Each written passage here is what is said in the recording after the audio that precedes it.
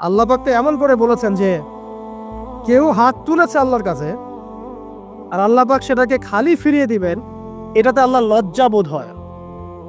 কথা বুঝতে পারছেন? আমাদের যাদের অনেক সম্পদ আছে বা সামর্থ্য আছে এবং মন আছে বড়, তাদের কাছে যখন কেউ সাহায্য চায় আপনার খালি ফিরাতে লজ্জা লাগে না? আপনার মনে হয় না যে চাইলো এত করে কিভাবে না করে ফিরাই? আছে না? এমন মানুষ আছে না? আসলে দান সৎকা করার জন্য সম্পদ লাগে না, দান সৎকা করার জন্য মন লাগে। কি লাগে? মন লাগে। দেখবেন অনেক কুটিয়াল আছে মানুষ, দান সৎকা করতে পারে না, জাকাতই তো দেয় না, দান সৎকা করবে কি? বাংলাদেশে যত কোটিপতিগুলো আছে সবার থেকে জাকাত নেওয়া শুরু করলে এদেশে কোনো দারিদ্রতা বলে কিছু থাকবে না, ইনশাআল্লাহ থাকবেই না, এটাই বাস্তব। কে উদ্ধার করবে সেই টাকা? এটা বলছিলাম যে সৎকা করার জন্য মন লাগে, আবার টাকা লাগে না। এখন আসেন, কেউ যদি আমাদের কাছে এভাবে চায় আমরা খালি ফিরাতে লজ্জাবোধ করি, আর আল্লাহ পাক বলছেন যে আমার কাছে যখন বান্দা কিছু চায় তার হাতটাকে আমি খালি ফিরাই দেবো, এটাতে আমি লজ্জাবোধ করি। দোয়া করলে কয়েকটা বিষয় একটা হবেই, হয় আপনি সাথে সাথে সেটা পাবেন, না হলে একটু দেরিতে পাবেন, না হলে আল্লাহ পাক সেটা জমা করে রাখবেন পরকালের জন্য। পরকালে যখন আপনি দাঁড়াবেন আল্লাহর সামনে, আল্লাহ বলবেন দুনিয়াতে তুমি এই এই বিষয়গুলো চেয়েছিলে, আমি দুনিয়াতে দেই নাই, পরকালে তোমার জন্য সঞ্চিত রেখেছি, এখন না। তখন মানুষ কি বলবো জানেন? আমরা বলবো যে আল্লাহ দুনিয়াতে কিছুই যদি না পাইতাম, আজকেই সব দিলে তাহলেই হয়। বেশি বেশি দোয়া করার অভ্যাস তৈরি করেন, বেশি বেশি দোয়া করেন। দোয়াই ইবাদত, আর দোয়া হল ইবাদা, দোয়াই ইবাদত। দোয়া করতে থাকেন, ইনশাআল্লাহ দেখবেন আল্লাহর সাথে আপনার সম্পর্ক গাঢ় হবে। যার সাথে আল্লাহর সম্পর্ক যত বেশি গাঢ় হবে, ইনশাআল্লাহ সে তত বেশি পরকালের বাসিন্দা হবে, দুনিয়ার বাসিন্দা কম হবে। আল্লাহ পাকে নূর এবং মারিফত অর্জন করতে পারবে ইনশাআল্লাহ তাআলা। এবারে আমরা কি করব? এবার মিনিমাম 2 রাকাত নামাজ পড়ার চেষ্টা করেন। রাতের সালাত 2 রাকাত করে আপনি 2, 4, 6, 8, 10, 12, 20 পড়তেই থাকতে পারেন, কোনো সমস্যা নেই। কিন্তু মিনিমাম 2 রাকাত নামাজ তাহাজ্জুদ আপনি পড়ার চেষ্টা করেন। পড়া যাবে না? আর নামাজটাকে তাড়াহুড়া করবেন না, কাইন্ডলি আল্লাহর ওয়াস্তে তাড়াহুড়া করবেন।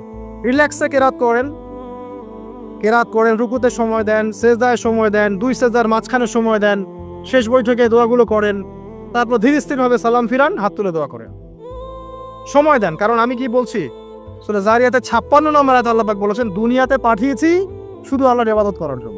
তো যে কারণে এসেছি এটাতে এত তাড়া কিসের? অনেক মসজিদে নামাজ পড়লে মনে হয় ইমাম সাহেবকে বলি যে আপনার কি পেশাব পায়খানার চাপ নিয়ে নামাজ পড়ান? এমন অনেক মসজিদে নামাজ পড়েছি, মনে হয় ইমাম সাহেবকে ডেকে একটু কানে কানে বলি যে ভাই আপনার কি পেশাব পায়খানার চাপ আছে? আর 4 রাকাত নামাজ 3 মিনিটে শেষ, 4 রাকাত নামাজ 4 মিনিটে শেষ, এত তাড়াহুড়ার কি আছে? হ্যাঁ, জামাতে নামাজ সংক্ষিপ্ত করতো, তাই বলে কি এত সংক্ষিপ্ত নাকি? রুকু করার টাইম পাওয়া যায় না, সেজদা করার টাইম পাওয়া যায় না? নামাজে ধীর স্থিরতা এবং হুজুটা খুব ইম্পর্টেন্ট। নামাজে কোথায় হাত বাঁধলেন এটা নিয়ে তর্ক না করে, নামাজের একাগ্রতা মনোযোগ কতটুকু আসছে এটা নিয়ে তর্ক করেন। ভিতরের রুহটাই আসল, আধ্যাত্মিকতাটাই আসল। হ্যাঁ, একজন ভাই হাত বেঁধেছে মনে করেন এখানে, কেউ বেঁধেছে এখানে, এটা নিয়ে ঝগড়া করেন। দেখেন নামাজে কতটুকু ফোকাস, মনোযোগ কতটুকু থাকছে, কতটুকু নামাজে আপনি দোয়া করতে শিখছেন, সেজদায় আল্লাহকে পাইতে শিখছেন, নামাজ পড়ে কি ফিল হচ্ছে যে আমি আল্লাহর সাথে কথা বলছি, আল্লাহ আমার কথা শুনছেন? আমরা তো মেকানিক্যাল নামাজ অভ্যস্ত এখন, মানে দুনিয়ার কাজের চাপ এত বেশি, জাস্ট মসজিদে যাবো, ঢুকবো, বেরো, চলে আসবো, হাজিরা দিতে আসছি মনে হয়, সিগনেচার করবো, চলে যাবো, ভাবতে যাবো। এত তারা কিসের ভাই? ওমা খলাকতুল জিন্না ওয়াল ইনসা ইল্লা লিয়াবুদুন, শুধু ইবাদত করার জন্যই সৃষ্টি করেছে তোমাদেরকে। তো মসজিদে তো তাড়াহুড়া কেন? রিল্যাক্স থাকেন, মসজিদে রিল্যাক্সে নামাজ পড়েন, সময় নেন। ফজরের নামাজ পড়ার আগে আপনি বাসার থেকে 2 রাকাত সুন্নত পড়ে আসতে পারেন, এটা আরেকটা ভালো আমল। কারণ নবী সাল্লাল্লাহু আলাইহি ওয়াসাল্লাম সুন্নত নামাজগুলো কি করতেন? বাসায় পড়তেন। এতে বাসার মধ্যে বরকত হবে, শয়তান দূর হয়ে যাবেন সব। এই যে তাহাজ্জুদ আপনি 2, 4, 8, 10 যত পড়েন, মিনিমাম 2 রাকাত পড়েন, ধীর স্থিরভাবে পড়েন। নামাজ শেষ করে আবার আল্লাহর কাছে দোয়া করেন, দেখবেন যে ইনশাআল্লাহ আপনার দোয়া কবুল হবে। আর দোয়া যে কবুল হয় এটা আপনি নিজেই বুঝতে পারবেন, নিজেই বুঝবেন, কারো কাছে যাওয়া লাগবে না। এবার ফজরের সালাতের সময় হয়ে গেল, আজান হচ্ছে, আজানের জবাব দিব, দিয়ে ব্যাস হেঁটে হেঁটে মসজিদ, প্রত্যেক পদক্ষেপ হেঁটে যাব আর দোয়া করব। কি দোয়া করব? যে আল্লাহ আমাকে নূর দান করো। কি দান করো? আল্লাহুম্মা ইজআল ফি কলবি নূরা ওয়া ফি লিসানি নূরা ওয়া ফি সামঈ নূরা ওয়া ফি বাসারি নূরা وعن يمين نورا وعن شمال نورا ومن فوق نورا ومن تحت نورا اللهم اجعل في نفسي نورا। মানে এর অর্থ হচ্ছে আল্লাহ আপনি আমার ডানে বামে সামনে পিছনে শরীরে আত্মায় দেহে সবখানে আল্লাহ আপনার নূর দান করুন। নূর কেন? কারণ দুনিয়ার মধ্যে অনেক অন্ধকার, অন্ধকার না, সব জাহিলিয়াতের অন্ধকার। এখানে পথ চলতে হলে নূর লাগবে, আলো লাগবে। এটা কে দিবে? আল্লাহ দিবে। কবর বড় অন্ধকার, ওখানে থাকতে বলে ভালোভাবে কি লাগবে? আলো লাগবে। হাসরের মাঠ অন্ধকার, ওখানে ভালোভাবে থাকতে হলে কি লাগবে? আলো লাগবে। এই জন্য নামাজে যাওয়ার সময় অন্ধকার সময় এই দোয়াগুলো করতে হয়। আর তার আগে একটা কথা বলতে ভুলে গেছি, বাসা থেকে যে বের হচ্ছেন তখন কি পড়বেন? কি পড়বেন? বিসমিল্লাহি তাওয়াক্কালতু আলাল্লাহ ওয়ালা হাওলা ওয়ালা কুওয়াতা ইল্লা বিল্লাহ। এটা পড়ে বের হলে শয়তান দূরে চলে যাবে, ফেরেশতা আপনার কাছে চলে আসবেন। এবার নামাজে আসলাম, জামাতের সাথে নামাজ পড়বেন, ফজরের নামাজ, এবং ফজরের সালাতের কেরাতটা লম্বা করার চেষ্টা করুন। এটা সুন্নাত, ফজরের সালাতের কেরাত লম্বা করা সুন্নাত। এবং নামাজ শেষ হওয়ার সাথে সাথেই উঠেও চলে যাবেন না। নামাজ শেষ, এবার আপনি ওখানে বসে থাকবেন, বসে বসে জিকির আজগারগুলো করবেন। কি কি জিকির করবেন আমি কয়েকটা আপনাদেরকে শিখিয়ে দিচ্ছি, বাকিগুলো আপনারা কিতাব থেকে শিখে নেবেন।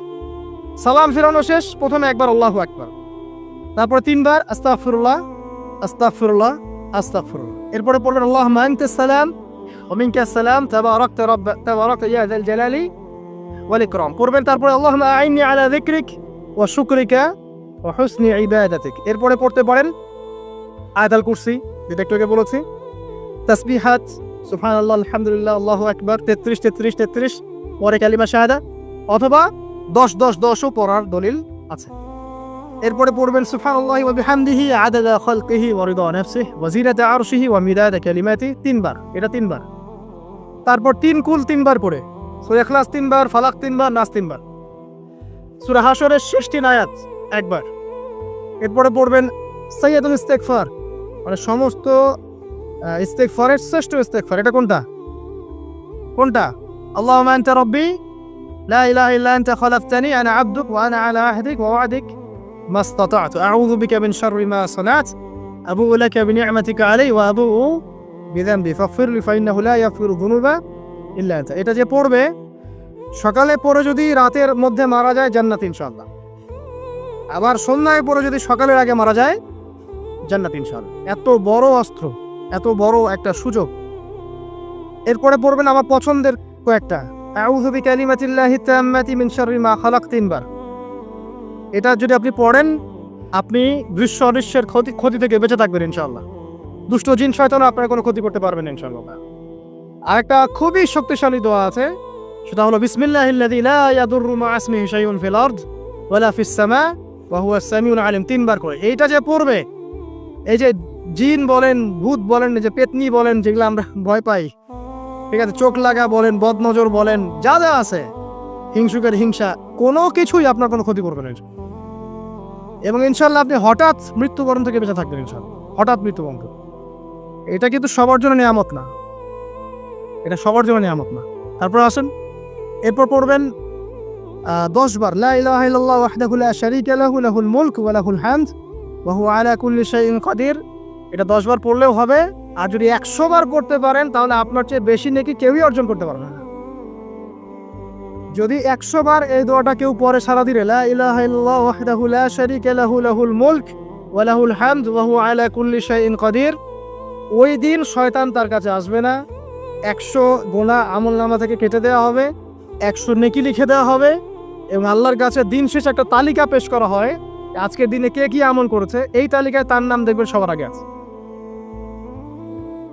ওই ব্যক্তির নামও থাকতে পারে যে 100 বারের চেয়ে বেশি পড়েছে, তখন তার নাম আগে চলে যাবে, এর নামটা পরে চলে আসবে। কথা বুঝতে পারছেন? মিনিমাম 100 বার পড়তে পারলে খুব ভালো হয়। যদি না পড়েন কমপক্ষে কয়বার? 10 বার। আসেন, এরপরে পড়বেন 10 বার দরুদ শরীফ, আল্লাহুম্মা সাল্লি আলা মুহাম্মাদ ওয়া আলা আলি মুহাম্মাদ, যেটা আছে দরুদ ইব্রাহিম, এটা পড়তে পারেন, অথবা ছোট করে পড়তে পারেন আল্লাহুম্মা সাল্লি ওয়া সাল্লিম আলা নবিয়িনা মুহাম্মদ, এটা পড়লেও হবে, অথবা আল্লাহুম্মা সাল্লি আলা মুহাম্মাদ ওয়া সাল্লিম, এতটুকু পড়লেও ইনশাআল্লাহ হক আদায় হয়ে যাবে। 10 বার যে ব্যক্তি দরুদ পড়ে সকালে সন্ধ্যায়, নবী সাল্লাল্লাহু আলাইহি ওয়াসাল্লাম তার জন্য পরকালে সুপারিশ করবেন ইনশাআল্লাহ। যদি আমরা নবীজির সুপারিশ পেতে চাই, দরুদের কোনো বিকল্প নাই। বেশি বেশি দরুদ পড়তে থাকে, তার সুন্নাহ অনুসরণ করেন, বেশি বেশি দরুদ পড়তে থাকে। মিনিমাম সকালে 10 বার, সন্ধ্যায় 10 বার। ইনশাআল্লাহ আল্লাহ নবী সুপারিশ করবেন ইনশাআল্লাহ তাআলা। আর কাছে রাদিতু বিল্লাহি রাব্বান ওয়া বিল ইসলামি দীনান ওয়া বি মুহাম্মাদিন সাল্লাল্লাহু আলাইহি ওয়াসাল্লাম নবিয়্যা। এর একটা বড় ফজিলত আছে। কি ফজিলত? যে ব্যক্তি এই দোয়াটা সকাল সন্ধ্যা 3 বার করে পড়ে, কিয়ামতের মাঠে আল্লাহ পাকের উপর হক হয়ে যাবে, ওয়াজিব হয়ে যাবে, আল্লাহ ওই ব্যক্তিকে সন্তুষ্ট করে দিবেন। ইনশাআল্লাহ সন্তুষ্ট করে দিবেন মানে কি? ইনশাআল্লাহ সে জান্নাতে যাবে। আরেকটা আছে, এটা বলে শেষ করি। হাসবি আল্লাহু লা ইলাহা ইল্লাহু আলাইহি তাওয়াক্কালতু ওয়া হুয়া রাব্বুল আরশিল আযীম। এটা পড়তে হবে 7 বার। কয়বার? 7 বার। তাহলে কি হবে? আপনার দুনিয়া আখিরাতের যে চাওয়া পাওয়াগুলো আছে, এর জন্য আল্লাহ পাকই আপনার জন্য যথেষ্ট হয়ে যাবে ইনশাআল্লাহ, কাউকে লাগবে না। এগুলা ফরজ নামাজ মানে ফজরের নামাজ জামাতে পড়ার পরে বসে বসে এইগুলো করতে থাকবেন। যদি দোয়া আগে করা হয়, নামাজে মোনাজাত যেটা হচ্ছে আমাদের সমাজে, এটা যদি আগে করে ফেলা হয়, তাহলে দোয়ার পরে বসে থাকবেন, বসে বসে এগুলো করতে থাকবেন। যদি পড়েন, ইশরাকের নামাজটা পড়ে মসজিদ থেকে বের হতে পারে। ইশরাকের নামাজ মানে ফজরের সূর্য উঠে যাওয়ার পরে 2 রাকাত নফল পড়ে যে ব্যক্তি যাবে বাসায়, মানে প্রথমে ফজরের নামাজ জামাতে পড়েছে, জিকির আজকার করেছে, ইশরাকের সময় হয়েছে, নামাজ পড়ে বের হলো, এই ব্যক্তির আমল নামায় একটা কবুল হজের নেকি দেওয়া হবে, একটা কবুল উমরার নেকি দেওয়া হবে ইনশাআল্লাহ। এগুলো খুবই সহজে আমল করা যায়। এরপরে আপনি বাসায় ফিরে গিয়ে বা মসজিদেই কোরআন তেলাওয়াত করবেন। আমরা কোরআন তেলাওয়াত করব। কোরআন তেলাওয়াত করবেন 1 পারা, 1 পারা পারেন না অর্ধেক পারা, অর্ধেক পারা পারেন না 5 পৃষ্ঠা, 5 পৃষ্ঠা পারেন না কমপক্ষে 1 পৃষ্ঠা পারবেন না, 1 পৃষ্ঠা করে হলেও প্রতিদিন কোরআন তেলাওয়াত করতে হবে। পারবেন না ইনশাআল্লাহ? প্রত্যেক হরফে 10 নেকি পাবেন। কোরআন আপনার পক্ষে সুপারিশ করবে ইনশাআল্লাহ, এবং এই কোরআন আপনাকে ছায়া দিবে, সূরা বাকারা, আলে ইমরানের মতো ছায়া দিবে কিয়ামতের মাঠে। এবং এটা নবী সাল্লাল্লাহু আলাইহি ওয়াসাল্লাম যেটা বলেছেন, আল কোরআন হুজ্জাতুল লাকা ওয়া আলাইক, এটা তোমার পক্ষে সাক্ষী দিবে অথবা বিপক্ষে সাক্ষী দিবে। তো কোরআন তেলাওয়াত করবেন। এরপরে আমরা কি করি? আমরা হয়তো যে যার মতো চলে যাই, কেউ স্কুলে চলে যান, নাস্তা করেন। আচ্ছা, নাস্তার আগে একটা কথা বলি। সকালে নাস্তা করবেন এমনভাবে যে, এখনকার ডক্টররাও বলেন এই কথাটা, সকালবেলা একটু বেশি খেতে হয়, সকালবেলা একটু বেশি হেভি ফুড নিতে হয়। দুপুরে তার চেয়ে একটু কম, রাতে আরও কম। আর আমাদের তো উল্টা, কিন্তু সকালে অল্প একটু, দুপুরে একদম বিশাল, রাতের বেলা আরও বিশাল, নাকি? তো নিয়মটা হচ্ছে যে সকালে খেতে হয় বেশি। সারাদিন আপনাকে কাজ করতে হবে, সকালে আপনাকে বেশি হাইজেনিক ভালো ফুড খেতে হবে। দুপুরে তার চেয়ে একটু কম, আর রাতে তার চেয়ে কম। এভাবে খেতে পারলে প্রফিটিক খাওয়া হবে ইনশাল্লাহ। আর খাবার আমাদের সুন্নাহ মতো খাওয়ার দরকার নেই, নবী সাল্লাল্লাহু আলাইহি ওয়াসাল্লামের সুন্নাহ মতো খায়। আমাদের সুন্নাহটা কেমন? আমরা 7 পেট খাই। কয় পেট? 7 পেট। যদি পেটের মধ্যে কিছু জায়গা ফাঁকা থাকে, সেটাও কিছু মিষ্টি দিয়ে ঢুকায় সাদার মানে ভর্তি করতে হবে। এটা চ্যালেঞ্জ, পেটটা ভর্তি করতে হবে। আর নবী সাল্লাল্লাহু আলাইহি ওয়াসাল্লাম খেতেন এভাবে যে পেটটাকে 3 ভাগ করতেন। 1 ভাগ খাবার খেতেন, 1 ভাগ তিনি পানীয় পান করতেন, আর 1 ভাগটা ফাঁকা রাখতেন। আপনি এভাবে খাওয়া শুরু করেন, দেখবেন আপনি ফিজিক্যালি ফিট ফিল করছেন এবং আপনি ক্লান্ত হচ্ছেন কম, অলসতা কম আসছে কাজে, আপনি এনথুজিয়াজম পাবেন ইনশাআল্লাহ। তো খাবারের ব্যাপারটা সতর্ক থাকে। আর এই যুগে খাবারের মধ্যে প্রচুর ভেজাল আছে।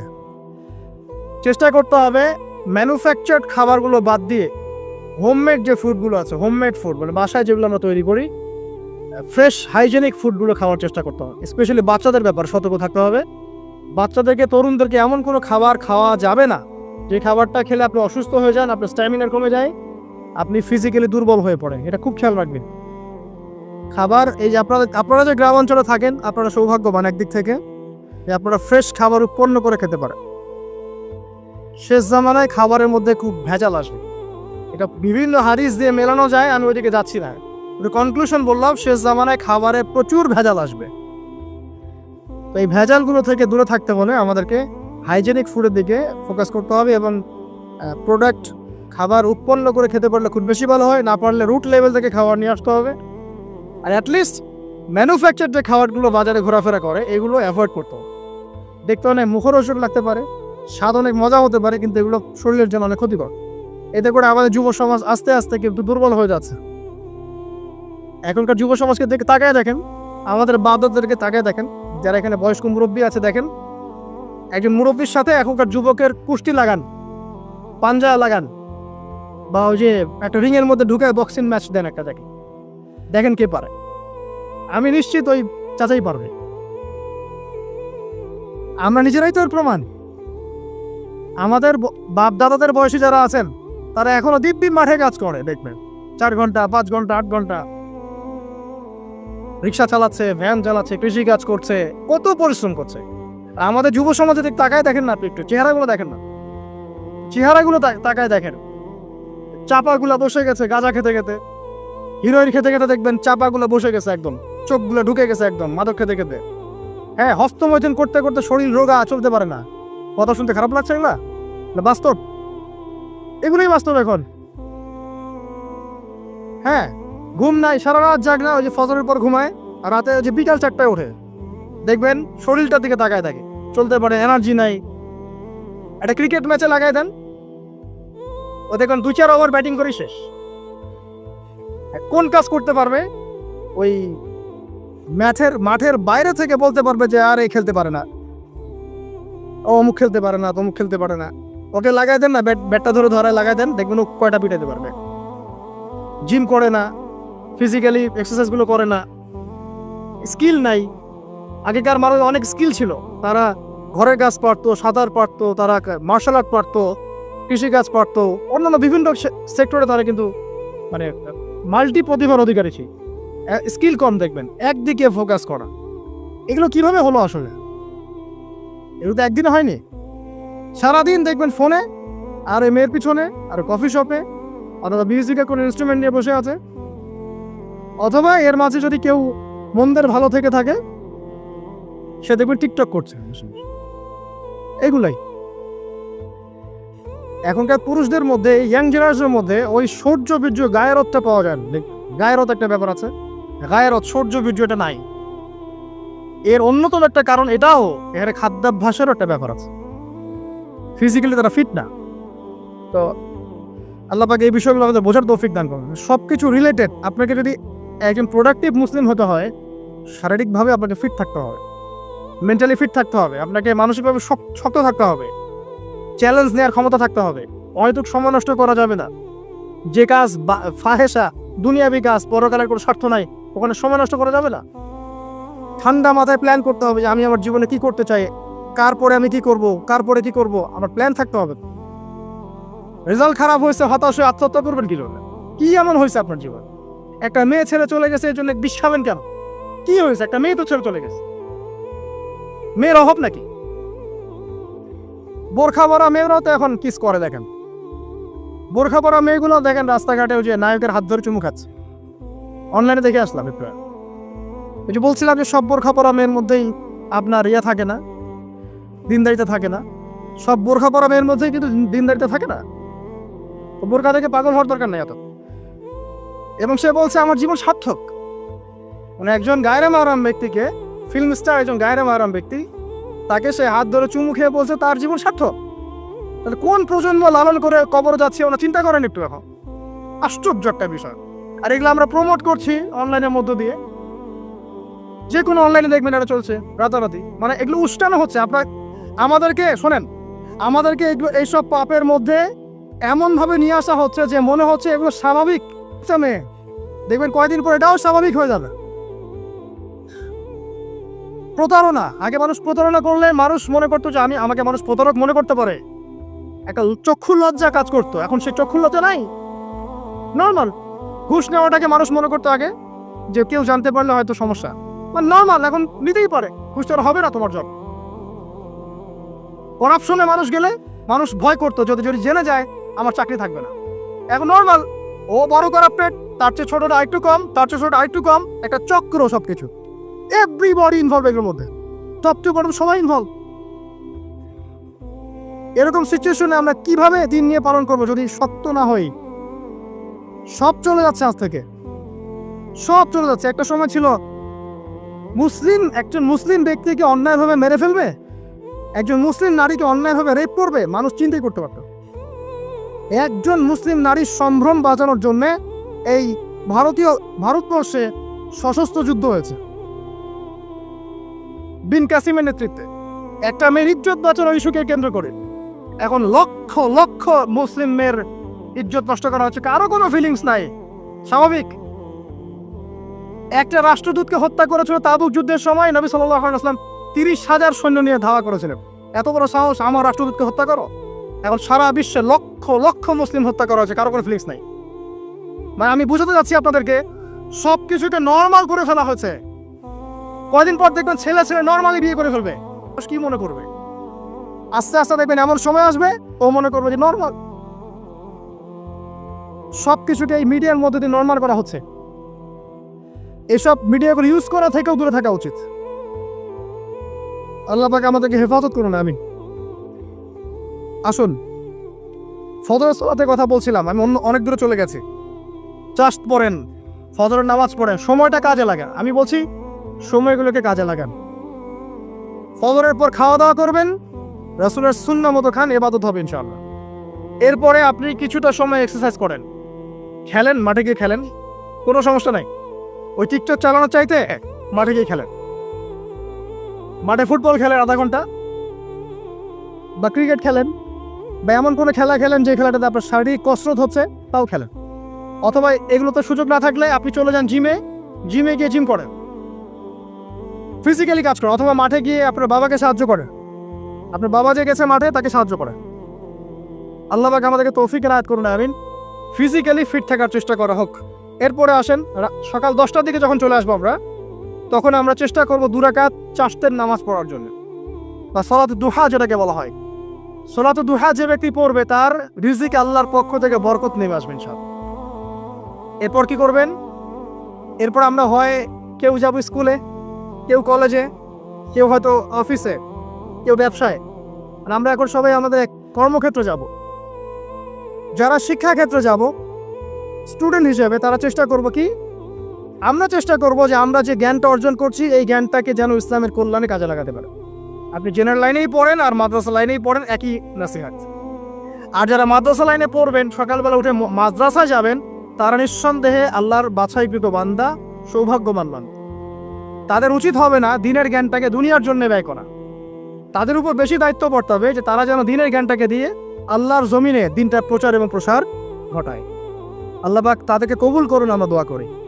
তো পড়াশোনা করতে যারা যাব আমরা এই চিন্তা করে যাব।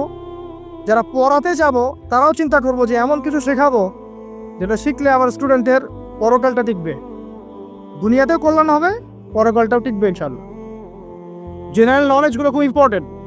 ইসলামিক নলেজগুলোর সাথে সাথে আমাদেরকে অবশ্যই ইংরেজি বলেন, সায়েন্স বলেন, এই যে আপনার ম্যাথামেটিক্স বলেন, পলিটিক্যাল সায়েন্স বলেন, জিও পলিটিক্স বলেন, ইকোনমিক্স বলেন, মেডিকেল সায়েন্স বলেন বা ইঞ্জিনিয়ারিং বলেন, এগুলো পড়তে হবে, জানতে হবে। না জানলে আমরা কি করব? আমরা কিন্তু বহির্বিশ্ব থেকে ছিটকায় চলে আসবো, আমরা কিন্তু ওদেরকে চ্যালেঞ্জ করতে পারবো না। তো এই জন্য কোরআন সুন্নাহর জ্ঞানের সাথে এই জ্ঞানগুলোও লাগবে। অতএব যে যেখানে পড়াশোনা করছেন অনেস্টির সাথে পড়াশোনা করেন, আপনার জ্ঞানটাকে ইসলামের কল্যাণে কাজে লাগানোর চেষ্টা করেন ইনশাআল্লাহ। এটা গেল এডুকেশন সেক্টর। যারা আমরা ব্যবসায় যাব, রাতে তাহাজ্জুদ পড়েছি, ফজর জামাতে পড়েছি, ইশরাক পড়েছি, এখন কি ব্যবসায় গিয়ে মাপে কম দিব? ওখানে ইবাদত নাই, ওখানে ব্যবসায় মাপে কম দেওয়া যাবে না। ওখানে গিয়ে কি আমি মাল মজুদ করব? ওখানে গিয়ে কি আমি মালের মধ্যে পণ্যে ভেজাল দিব, মিশাবো? একজন সৎ এবং অনেস্ট ব্যবসায়ী, নবীজি বলছেন সাল্লাল্লাহু আলাইহি ওয়াসাল্লাম, একজন সৎ এবং অনেস্ট ব্যবসায়ী কিয়ামতের মাঠে নবীদের সাথে থাকবে ইনশাআল্লাহ। আর যারা মাপে ভেজাল দিবে, পণ্যে ভেজাল দিবে, অন্যকে ঠকাবে, নবীজি বলছেন মান ওয়াশানা ফালাইসা মিন্না, যে ব্যক্তি মানুষের সাথে ধোঁকাবাজি করে, প্রতারণা করে, মাপে কম দেয়, ঠকায়, মজুদ করে, জনগণকে কষ্ট দেয়, গভর্নমেন্টকে চাপে ফেলে, এরা আমাদের উম্মতের অন্তর্ভুক্ত। ওদের ব্যবসা করলেই যে পার পেয়ে যাবে এমন নয়। ব্যবসা করতে হবে করার মতো আমানতদারিতার সাথে। অবশ্যই মাপ ঠিক রাখতে হবে, মজুদদারি করা যাবে না, আমাদের পণ্যে ভেজাল মিক্স করা যাবে না, কৃত্রিম সংকট তৈরি করা যাবে না। এগুলো যদি করেন তাহলে আপনার নাম যেমন উম্মতে মুহাম্মাদি থেকে কাটা পড়ে যায়, দুনিয়াতে আল্লাহর পক্ষ থেকে দুইটা আযাব আসে। এক হচ্ছে ওই জনগণের মধ্যে, ওই জনসমষ্টির মধ্যে দুর্ভিক্ষ নেমে আসতে পারে এবং বৃষ্টিপাত বন্ধ হয়ে যেতে পারে। আরেকটা হচ্ছে ওই জনগণের উপরে জালেম শাসককে আল্লাহ পাক চাপিয়ে দিবেন। এটা আযাব কাদের কারণে আসলো? ব্যবসায়ী, এক শ্রেণীর ব্যবসায়ীর কারণে আসলো। কিছু কিছু মানুষের ফলে সারা নেশন সাফার করে। যেমন এই যে যারা দেখবেন অনলাইন অফলাইনের মধ্যে অশ্লীলতা ছড়িয়ে বেড়াচ্ছে, নোংরামি, ফাহেসা, বেপরদামি এগুলো ছড়িয়ে বেড়াচ্ছে, এদের কারণে সমাজের মধ্যে এমন সব রোগ ব্যাধি আসবে যেগুলো আগে আমরা নামও শুনি নাই। হাদিস। যারা মুসলিম সমাজের মধ্যে মানে বাদ্যযন্ত্রকে হালাল মনে করে নিবে, মদকে হালাল মনে করে নিবে, জেনাকে হালাল মনে করে নিবে, এইসব মানুষদের কারণে ভূমি ধসের আযাব আসবে এবং আকৃতি পরিবর্তনের আযাব আসবে। শেষ জামানার হাদিসগুলো পড়ে দেখেন। এখানে পাপ করছে এক শ্রেণীর মানুষ, ফলাফল ভোগ করছে সবাই। সো যারা ভালো মানুষ তাদের উচিত হবে এগুলোকে প্রোটেক্ট করা, ডিফেন্ড করা। আর আমাদের কাছে এরাই রকস্টার, যারা মুসলিম সমাজের মধ্যে বেপরদামি, অশ্লীলতা, ফাহেসা এগুলো ছড়িয়ে দিচ্ছে যে না এরা আমাদের আইডল। এখন ওদের পোস্টার বাসায় লাগিয়ে রাখে, ওদের সাথে একবার দেখা করতে পারলে জীবন সার্থক হয়ে যায়। আল্লাহর কাছে ওদের কি দাম আছে যতক্ষণ না তওবা করে ফিরে আসছে? একজন ভ্যান চালক, একজন ইমানদার ভ্যান চালক, রিক্সা চালক যে 5 ওয়াক্ত নামাজ পড়ে, সে আল্লাহর কাছে ওর চেয়ে অনেক বেশি সম্মানিত। ওই ভ্যান চালকের কাছে কি অটোগ্রাফ নেন আপনি? রিক্সাওয়ালার কাছে কি অটোগ্রাফ নেন? এইসব এই হ্যামিলনের বাসিওয়ালার পিছনে না গিয়ে এরা যুব সমাজকে টেনে নিয়ে যাচ্ছে অশ্লীলতার দিকে, ফাহেসা কাজের দিকে, বেফাস কাজ, কোনো পরকালীন কোনো স্বার্থ নাই। বিনোদনের নামে, সংস্কৃতির নামে এরা মানুষকে দিকে টেনে নিয়ে যাচ্ছে। আর আমাদের যুব সমাজ, তোমাদেরকে আমি আইডল দেখাবো ইনশাল্লাহ পরের লেকচারগুলোতে। খালিদ বিন ওয়ালিদ তোমার আইডল, আলী ইবনে আবি তালিব তোমাদের আইডল, মুহাম্মদ সাল্লাল্লাহু আলাইহি ওয়াসাল্লাম তোমার আইডল, ইমাম হুসাইন তোমার আইডল, মোহাম্মদ বিন কাসিম তোমার আইডল, তারেক বিন জিয়াদ তোমার আইডল, ওমর ইবনে খাত্তাব তোমার আইডল। আইডল খুঁজে পাও না তোমরা জীবনে আইডল খুঁজে পাও না? কাকে ফলো করবা? একজনের নাম বলবো, একজন মুহাম্মদ সাল্লাল্লাহু আলাইহি ওয়াসাল্লামের পরে একজনের নাম যদি বলতে বলেন আমাকে, আলী রাদিয়াল্লাহু আনহুর জীবনী পড়ো যাও, আলী ইবনে আবি তালিব রাদিয়াল্লাহু আনহুর জীবনী পড়ো যাও, গিয়ে দেখো তোমার আইডল এখানে বসে আছে, লুকিয়ে আছে। তাদের আইডলের মধ্যে, তাদের মধ্যে ছিল ব্যক্তিত্ব, শৌর্যবীর্য, আনুগত্য, জ্ঞান, প্রজ্ঞা, দিন প্রতিষ্ঠার তামান্না, জিহাদ। এবং তারা বদর, উহুদ, খন্দক, খায়বার করেছেন। শেষ পর্যায়ে যখন তাদেরকে মৃত্যুবরণ করতে হয়েছে, তখনও তাদেরকে সামন থেকে কেউ আক্রমণ করতে পারে নাই, পিছন থেকে আক্রমণ করতে হয়েছে। বীরদেরকে কেউ সামন থেকে মারতে পারবে, পিছন থেকে মারতে পারবে। আইডল খুঁজে পাও না তোমরা? মেসি তোমার আইডল, নেইমার তোমার আইডল, বলিউড হলিউডের নায়ক নায়িকা তোমাদের আইডল, সুবহানাল্লাহ, বাংলাদেশের নায়ক নায়িকা তোমাদের আইডল। যারা জীবনে কত পাপ করেছে তারা নিজেরাই জানে, ওদের বিবেকই ভালো করে জানে যে ওরা কত পাপ করেছে। তোমাকে বাইরের চাকচিক্য দেখে মনে হচ্ছে খুব সুন্দর সুশ্রী, ভিতরের কলিজাটা এদের কুৎসিত কালো। আলেম ওলামার কাছে এসে পড়ে থাকো, যারা বড় বড় ওলামায়ে কেরাম তাদের কাছে এসে পড়ে থাকো, তারা তোমাদেরকে পথ দেখাবে ইনশাআল্লাহ। আল্লাহ পাক বোঝার তৌফিক দান করো। আমি আর লম্বা করছি না, শেষ করে দিচ্ছি ইনশাআল্লাহ। লেখাপড়া এবং ওয়ার্কের বিষয়গুলো বলছিলাম যে আমরা যারা লেখাপড়া করব, প্রফিটিক লাইফস্টাইল করতে হলে এবং প্রোডাক্টিভ মুসলিম হতে হলে লেখাপড়াটা করতে হবে আল্লাহ সন্তুষ্টির জন্যে। চাকরি বাকরি, ব্যবসা বাণিজ্য যাই করে, কৃষিকাজ, সব কিছুর উদ্দেশ্য হবে কি? আল্লাহ সন্তুষ্টি অর্জন করে এবং ওই ক্ষেত্রে সৎ থাকা, কাউকে না ঠকানো, মাপে কম না দেওয়া, দুর্নীতি না করা, ঘুষ না নেওয়া। তাহলে আপনার জীবনের প্রত্যেকটা কাজে কি হবে? ইবাদত হিসেবে গণ্য হবে ইনশাআল্লাহ তাআলা। শেষ করার আগে আমরা জোহরের ওয়াক্তে চলে আসছি। আপনি আপনার জব সেকশনে কাজ করছেন, নামাজের ওয়াক্ত হলো, নামাজ পড়ে নেবেন। আচ্ছা, নামাজের আগে আপনি 4 রাকাত সুন্নত পড়বেন, শেষে 2 রাকাত। চেষ্টা করবেন দিনে 12 রাকাত সুন্নত পড়ার জন্য। ফজরের আগে 2, জোহরের আগে 4, পরে 2, 6 আর 2 8, মাগরিবের পরে 2, এশার পরে 2। এই যে মোট 12 রাকাত সুন্নাত যে ব্যক্তি নিয়মিত পড়বে, জান্নাতে আল্লাহ পাক তার জন্য একটা ঘর নির্মাণ করবেন ইনশাআল্লাহ তাআলা। প্রতিদিন একটা ঘর, প্রতিদিন একটা করে ঘর আপনি পেতে পারেন মাত্র 12 রাকাত নফল বা সুন্নাত আদায় করার মধ্য দিয়ে।